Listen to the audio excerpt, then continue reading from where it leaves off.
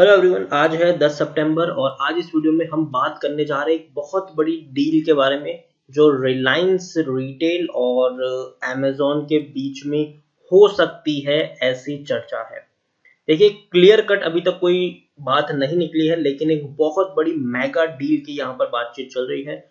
इस वीडियो में हम बातचीत करेंगे उस डील के बारे में और रिलायंस इंडस्ट्रीज के शेयर में खरीदारी करना कितना सही रहेगा और कितना टारगेट आप यहाँ से अज्यूम कर सकते हैं, उसके बारे में भी आज हम इस वीडियो में बातचीत करेंगे।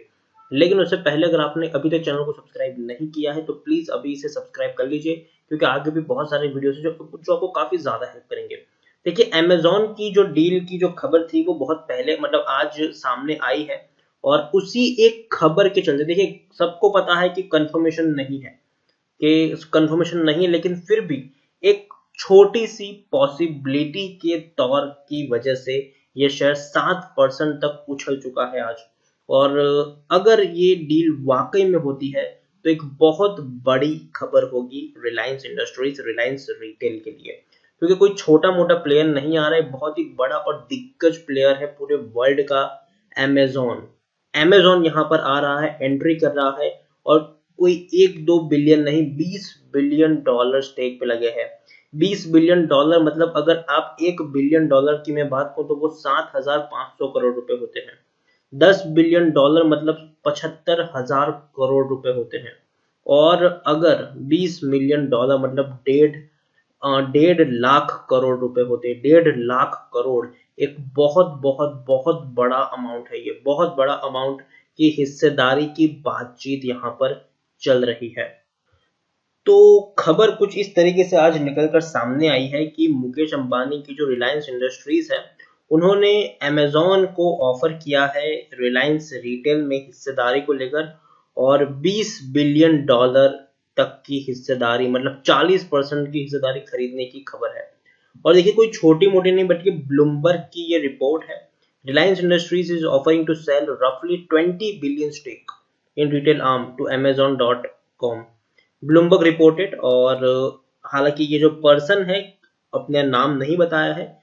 और दूसरी अगर हम बात करें तो कितना परसेंटेज का हिस्सा हो सकता है, तो 40% का हिस्सा ये हो सकता है।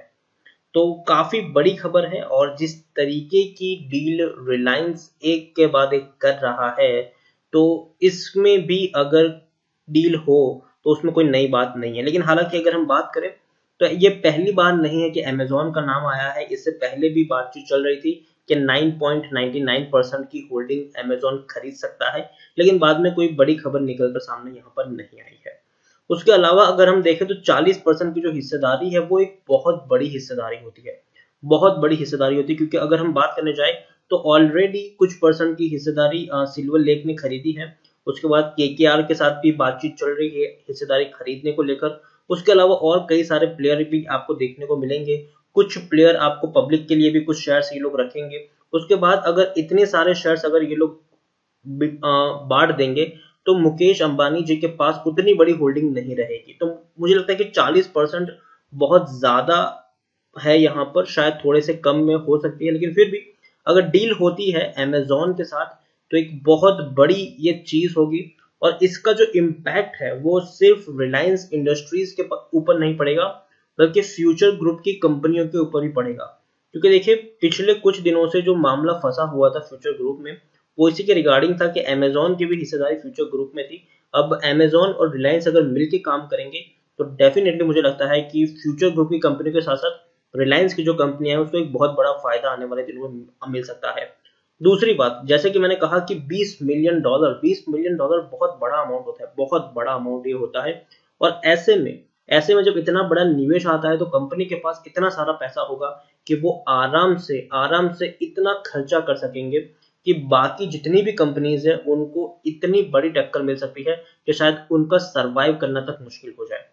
तो ऐसे सिचुएशन में अगर अमेजोन इतना बड़ा अगर हिस्सेदारी खरीदती है तो कहीं ना कहीं रिलायंस को एक बहुत बड़ा फायदा यहाँ पर मिलता हुआ देखने को मिलेगा। और आज उस पॉसिबिलिटी के चलते कि भैया ये पॉसिबिलिटी है, उस पॉसिबिलिटी के चलते 7% की रैली देखने को मिली है। अगर आप सोचिए कि अगर वाकई में डील हो जाती है, वाकई में 40% की जगह अगर अगर मुश्किल से 10-15% का भी अगर हिस्सा अमेजोन खरीदती है तो याद रखिए रिलायंस इंडस्ट्रीज का शेयर आराम से आपको 2,700 से 3,000 रुपए तक पहुंचता हुआ देखने को मिल जाएगा। तो ये बहुत बड़ी खबर है ये, और अभी तक कोई इसकी कंफर्मेशन नहीं, अगेन मैं कह दूं कोई बड़ा कंफर्मेशन नहीं है, ये बस उड़ती उड़ती खबरें हैं, ये चीजें हैं कि भैया ऐसा हो सकता है। इससे पहले भी अगर हम बात करें तो $1 बिलियन का निवेश सिल्वर लेक ने यहाँ पर किया है, 7,500 करोड़ रुपए का निवेश सिल्वर लेक की तरफ से हुआ है। और आप सोचिए $1 बिलियन का निवेश सिल्वर लेक ने किया, 7,500 करोड़, अगर $20 मिलियन मतलब 1.5 लाख करोड़ रुपए का निवेश अगर कोई कंपनी करती है, तो वो कंपनी अगर हम बात करने भी जाए तो बहुत बड़ी बड़ी कंपनियों का भी इतना पैसा नहीं है, इतनी वैल्यूएशन नहीं है जितने का निवेश की यहाँ पर हम बातचीत कर रहे हैं। तो बहुत ही बड़ा अमाउंट है ये, और इस अमाउंट से डेफिनेटली रिलायंस को आने वाले दिन में और बड़ा बल मिलेगा। और अगर आप मेरे चैनल को रेगुलर फॉलो करें तो मैंने आपको हमेशा से कहा है ये चीज कि जिस तरीके का निवेश रिलायंस जियो में देखने को मिला और उसके बाद 880 रुपए का शेयर 2,000 रुपए तक पहुंच गया, अब उसी तरीके का निवेश आपको रिलायंस रिलायंस रिटेल में भी देखने को मिलने वाला है।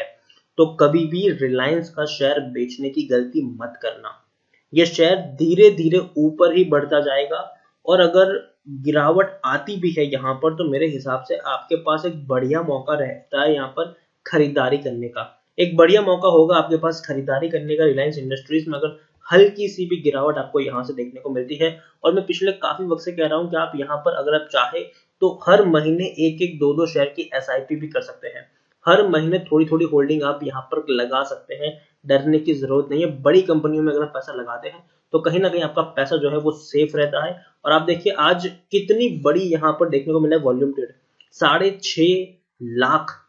6.5 करोड़ जितने वॉल्यूम ट्रेड आज देखने को मिले हैं। ऐसा शेयर जो 2,000 रुपए से भी ऊपर की प्राइस पर ट्रेड कर रहा है और 6.5 करोड़ जितने वॉल्यूम ट्रेड देखने को मिले हैं, ये वाकई में बहुत बड़ी बात है। रिलायंस अमेजॉन की बातचीत चल रही है और one of the biggest deal मानी जाएगी, अगर ये डील हो जाती है तो one of the biggest deal ये मानी जाएगी। उसके अलावा कंपनी हर क्वार्टर में अच्छा खासा प्रॉफिट कर रही है, कंपनी में प्रमोटर की होल्डिंग भी काफी बढ़िया है, कंपनी में प्रमोटर से लेकर एफआईएल से लेकर हर बड़े जो निवेशक है वो अपनी हिस्सेदारी को यहाँ पर बढ़ा रहे हैं, तो ये भी एक बहुत अच्छी बात है इसमें। दूसरा जो रिलायंस इंडस्ट्रीज का जो बिजनेस है वो बहुत बड़ा है, चाहे वो ऑयल टू केमिकल का बिजनेस, चाहे वो रिलायंस जियो का बिजनेस हो, चाहे वो रिटेल का बिजनेस हो, हर बिजनेस में कंपनी मार्केट लीडर है। पहले जियो में कंपनी मार्केट लीडर बनकर सबसे बड़ी टेलीकॉम कंपनी बन चुकी है आज के दौर में इंडिया की, अब रिटेल में भी नंबर 1 बन चुके हैं फ्यूचर ग्रुप को अक्वायर करने के बाद। उसके बाद अगर अमेजॉन से भी इनका हाथ मिल जाता है तो याद रखिए पूरे मार्केट पूरे सेक्टर को डोमिनेट करने का दमखम रखता है। जियो मार्ट भी इन्होंने लॉन्च किया है, वहां से छोटे किराना स्टोर के साथ मिलकर भी उन्होंने अपना बिजनेस शुरू कर लिया है। तो पूरे के पूरे रिटेल सेक्टर को ये अपनी मुट्ठी में रखने का दमखम रखते हैं आने वाले दिनों में। हाल फिलहाल में जो इनका ऑयल टू केमिकल का बिजनेस है वो थोड़ा प्रेशर में जरूर है, लेकिन जैसे जैसे लोग बाहर निकलना शुरू करेंगे, जैसे जैसे इकोनॉमी वापस सुधरती जाएगी, लोग बिना डरे घूमना शुरू करेंगे, याद रखिए उनका ये वाला बिजनेस भी बहुत तेजी और रफ्तार पकड़ेगा। गूगल के साथ मिलकर स्मार्टफोन बनाने का भी जो इनका प्लान है, ये भी बिजनेस आने वाले दिनों में अच्छी खासी रफ्तार पकड़ सकता है, क्योंकि जिस तरीके से एंटी चाइना का जो मूवमेंट बना है, सेंटिमेंट बना है, इसके चलते जो चाइनीज स्मार्टफोन पूरी तरीके से इंडियन मार्केट में डोमिनेट करते हैं, वो कहीं ना कहीं अगर रिलायंस अगर नए स्मार्टफोन निकालता है वो भी गूगल के साथ मिलकर, तो लोगों को एक भरोसा भी उनको मिल जाएगा, तो डेफिनेटली हाथों हाथ इनके स्मार्टफोन बिक जाएंगे। और तो और कई सारी स्कीम ये अपने स्मार्टफोन के साथ हमेशा बांटते आए हैं, तो वो भी चीज यहाँ पर आपको देखने को मिलेगी ही मिलेगी। ओवरऑल मैं कहूंगा कि रिलायंस इंडस्ट्रीज में ही ये सारी चीजें आती, चाहे रिटेल हो चाहे जियो हो, जब तक डीमर्ज नहीं होता तब तक सारी चीजें रिलायंस इंडस्ट्रीज में भी आती हैं। तो चाहे रिलायंस जियो को लेकर कोई खबर आए, चाहे रिलायंस रिटेल को लेकर खबर आए, या फिर चाहे इनके ऑयल टू केमिकल बिजनेस को लेकर कोई खबर आए, जो भी खबर आएगी इसी के शेयर में एक बड़ा आपको उछाल देखने को मिलेगा। बने रहे, प्रॉफिट बुकिंग करने की भी जरूरत नहीं है, पैनिक में आकर बेचने की जरूरत बिल्कुल भी नहीं है, फ्रेश बाइंग आप कर सकते हैं, जब भी थोड़ी सी गिरावट मिले फ्रेश बाइंग करें, लेकिन कम से कम 1 साल का नजरिया रख के यहाँ पर निवेश करें, तो ही आपको बढ़िया से बढ़िया फायदा यहाँ पर मिलने के चांसेस है। तो इसी के साथ वीडियो को एंड करूंगा। अगर आपको वीडियो पसंद आया हो तो प्लीज इसे लाइक करो, शेयर करें। अगर आप चैनल पर पहली बार आए तो प्लीज सब्सक्राइब करें। रिलायंस इंडस्ट्रीज के बारे में आप क्या सोचते हैं वो भी आप मुझे कमेंट में लिखकर बता सकते हैं। Thank you.